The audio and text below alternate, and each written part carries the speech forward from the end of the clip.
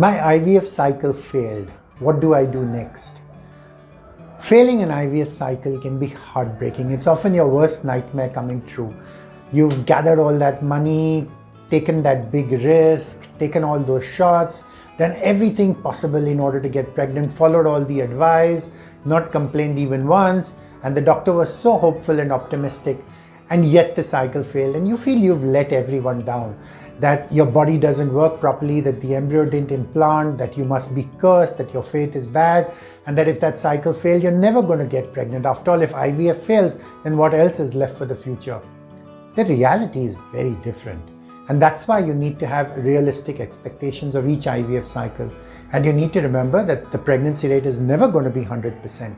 That in fact, the odds of failing an IVF cycle, a single cycle, are actually much more than the odds of succeeding in a single IVF cycle. But over time, over multiple IVF cycles, the odds are then stacked in your favor. The important thing is to analyze the failed cycle so you can learn from it, so you can learn what to do differently the next time. Now, this might seem quite daunting for a patient. What do I understand about IVF? I'm not a doctor. I do everything my doctor tells me to do. My doctor was very hopeful and he was sure I was going to get pregnant, and yet it failed. So is there any hope for me at all? And part of the problem is sometimes patients aren't even sure whether they can trust the doctor, because after the cycle fails, the doctor comes up with all kinds of spurious reasons and explanations for, oh, maybe the embryo wasn't good, maybe your uterus wasn't good, maybe your uterus rejected the embryo, maybe you have some immune antibodies, maybe we need to do some additional tests, all kind of things. And you wonder, why didn't the doctor tell you all this before doing the embryo transfer rather than after the cycle failed? So your confidence levels, not only in yourself, but in the doctor, also going to go down. You need to understand that IVF is really not as complicated as most doctors make it out to be. After all, what are the 4 things which you can change in an IVF cycle? That's all you need to figure out. There are eggs, there are sperms, there is the uterus, and there is the doctor. So these are the only 4 levers which you can change. Now, if you have a top quality blastocyst, the doctor has given you a photograph, the transfer was smooth, your endometrium was trilaminar and thick, the reality is there's no need to change anything. It's just a question of repeating the cycle until it works.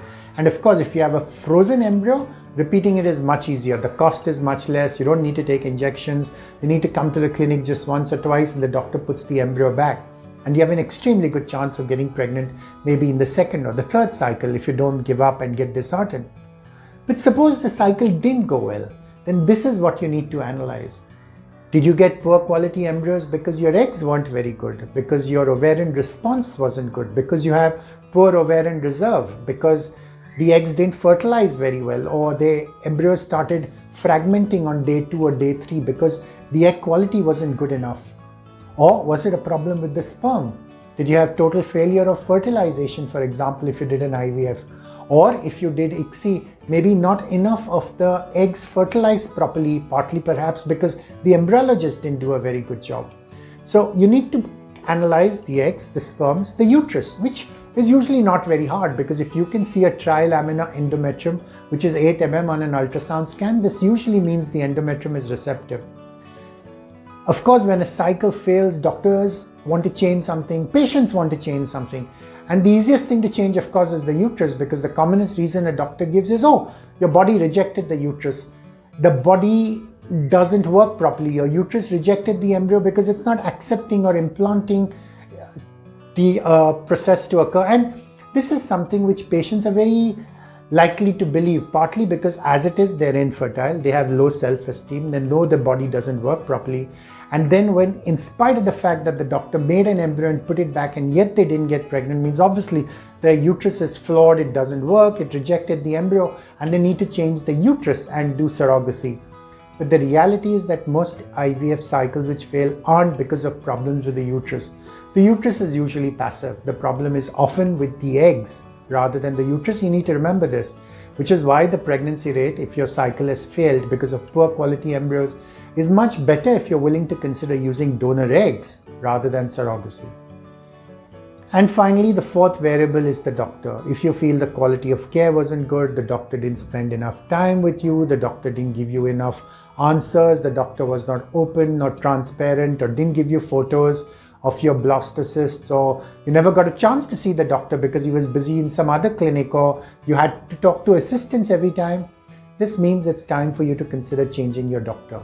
And if you're not sure what to do, please reach out to me. I'm Dr. Malpani. I'm an IVF specialist. I've been doing IVF for over 30 years. Our website is www.drmalpani.com, and I'm happy to offer you a free second opinion to help you to have a baby.